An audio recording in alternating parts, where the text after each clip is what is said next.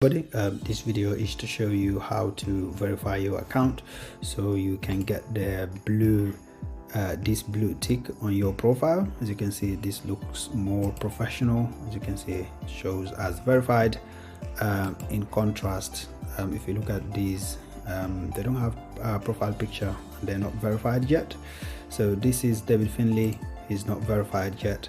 But let's go quickly and upload documents for admin to verify his account. So let's go to make sure you're logged in.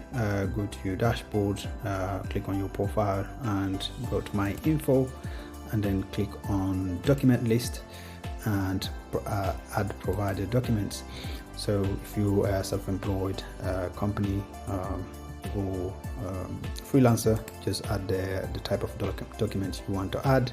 So I'm going to add a driving license, then choose the image.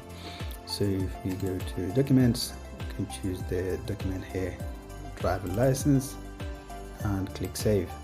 And at the moment it says unverified, but let's just add a passport as well, or an ID card. So let's say passport, let's choose passport and save. So both of them is showing as unverified at the moment. So if you refresh the page, it is still showing not showing the blue tick. That means that's just because admin need to look at the document, check everything is correct and it's not fake and it's not out of date. So after admin verify, it will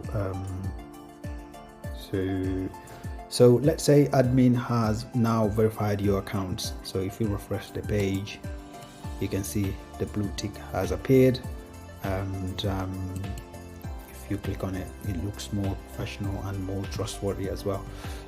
So yeah, if we go back and refresh the page on your dashboard, you'll see it says document verified. So that's how you verify your identity and address documents. So thank you very much for watching.